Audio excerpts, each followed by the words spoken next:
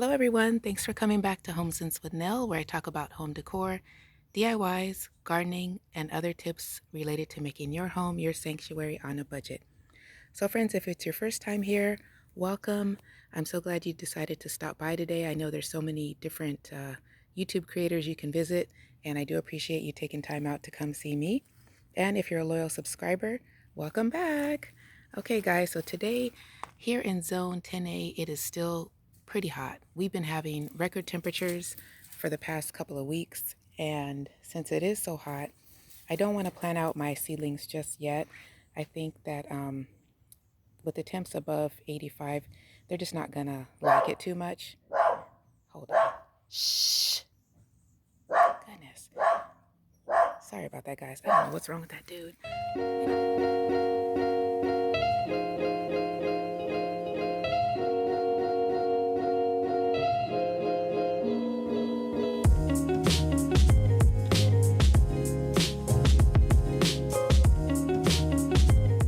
Anyway, so it's too warm for these seedlings to go into their planter box or their permanent home.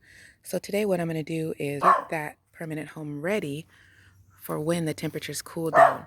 As soon as it's a little bit below 75, I will go ahead and put my seedlings out. But for now, I'm just going to get everything ready. And this is the raised garden bed. You guys have seen it many times. It's the one that we built based on some plans that we purchased on Etsy. And I will leave that information in the description box below in case you guys are interested. We are not affiliated with this company, but so I'm not affiliated with the creator, but I'm just so impressed with the plans. We've already built 2 boxes based on these plans that we purchased. You know, you just purchase the plans once, download them, and you can build as many raised garden boxes as you want. So anyway, today, guys, I'm going to set this up so that I can have this be my square foot garden.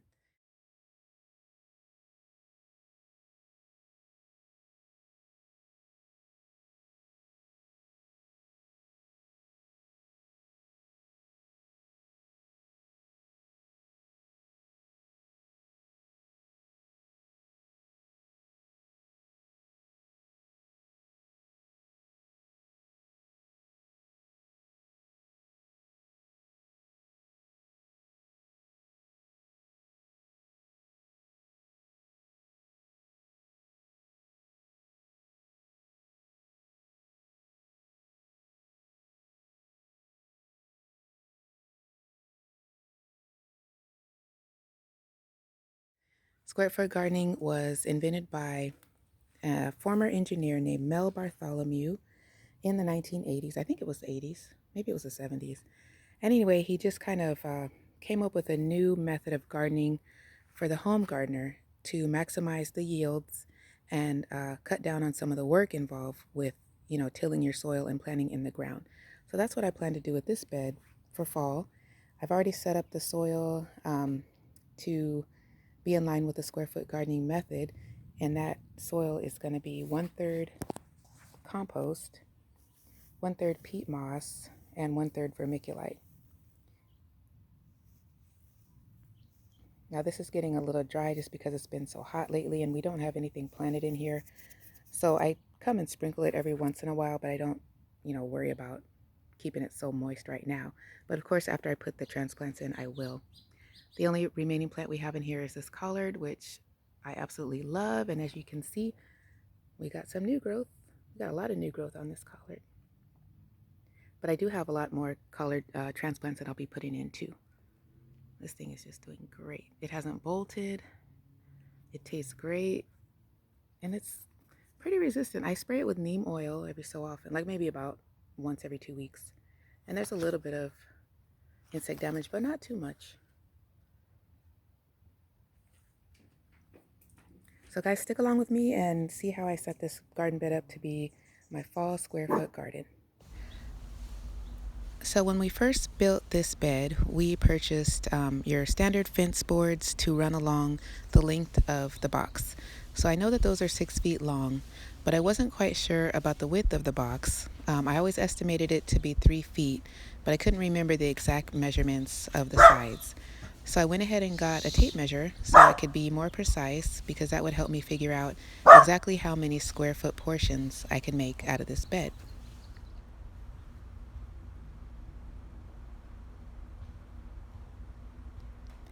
So I began by measuring the width of the box, and the width is not exactly 24 inches. It's actually about 28 inches or so. And I wrote that down just on the side of the box since it is wood. I didn't have a piece of paper with me.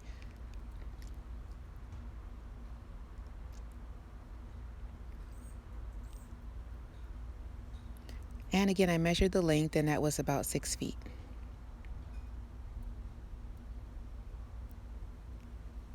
So my box is about 28 inches by 6 feet long. So after that, I went ahead and measured along the length of the planter box, and I put a pencil mark every 12 inches.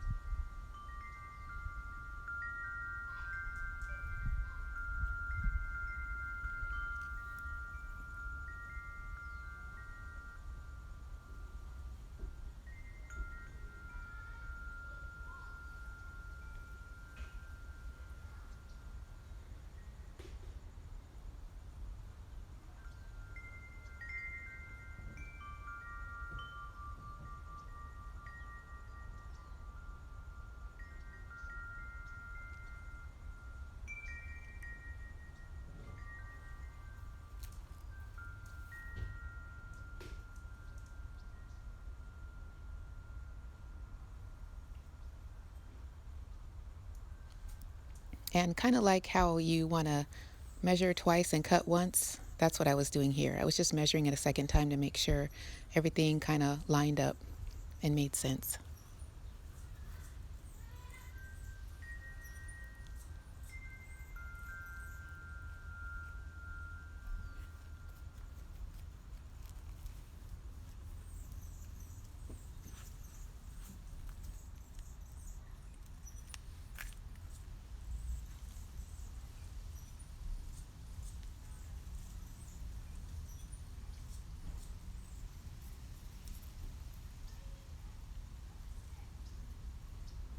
It shouldn't have been such a long process, but just because my planter box is not on a completely level surface, I wanted to make sure that the dots were kind of square as much as possible, even though the box itself is not completely square, if that makes sense. So anyway, I found some short nails in my garage. I was hoping to find galvanized nails because those are more resistant to the elements, but I couldn't find them. So I used what I had, and these are just actually finishing nails. They're pretty thin, and they're about maybe, I don't know, 1.25 inches long or so. And I went ahead and hammered them in. Couldn't find my regular hammer with the nail removal tool on the back, so I had to use this, but it worked fine for the purpose.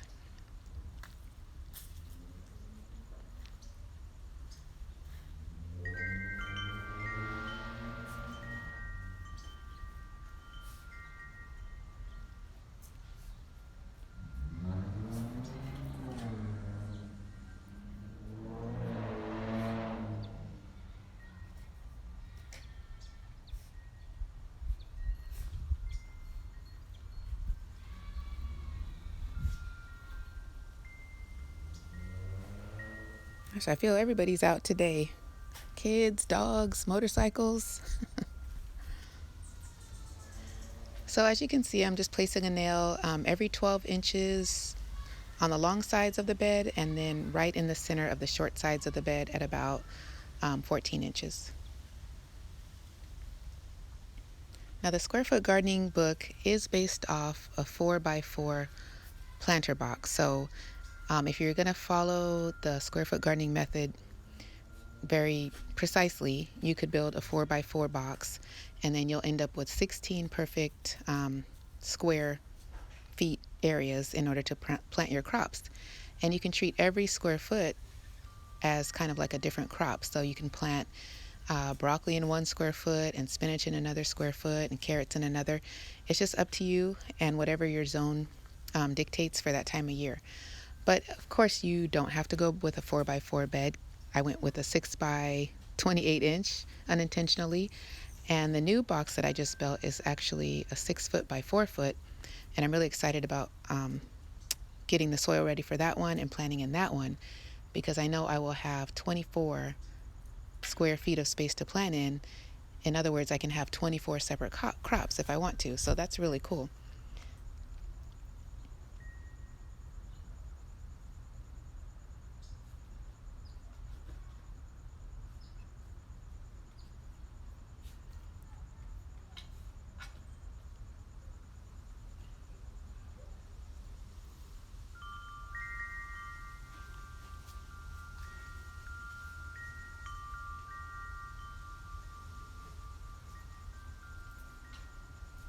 So guys, after all my nails were drilled or hammered in, I decided to use twine to delineate the spaces. Now you can actually use strips of wood or like a lattice board that's been cut up, or just pretty much anything you have. But since I had this twine laying around the house from different craft projects, I decided to use that. So all I did was just attach it to the one end of the bed and stretch it across all the way to the far end so that I could kind of divide the space lengthwise.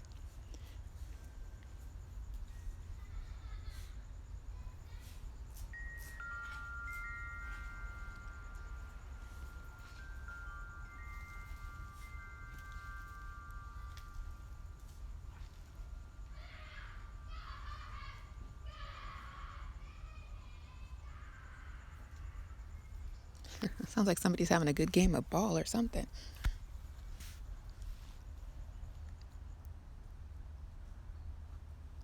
So after I divided the board lengthwise, I went ahead and started measuring or tying the twine at the 12-inch marks to make the square foot sections.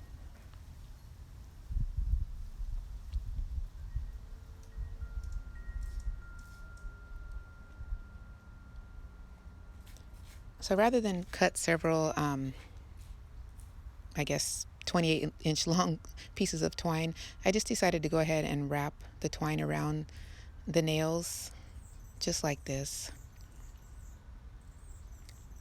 and then stretch it across.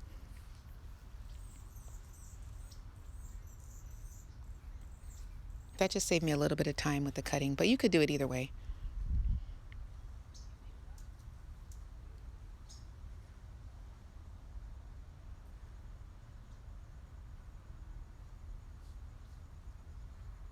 And sorry I couldn't quite get this on camera. I don't know if I told you guys, but my regular camera girl is in college, so she doesn't have time to help me tape a lot of videos.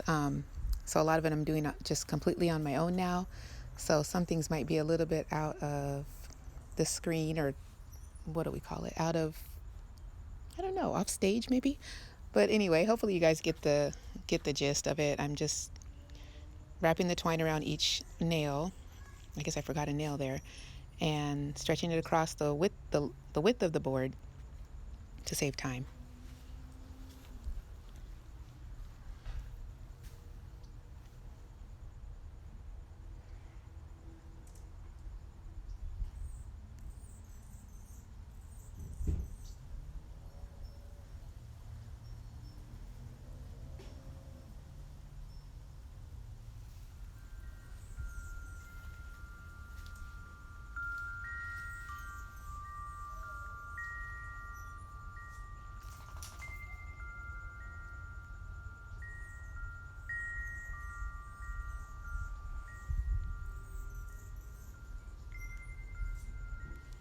So this is what it looks when everything's all finished.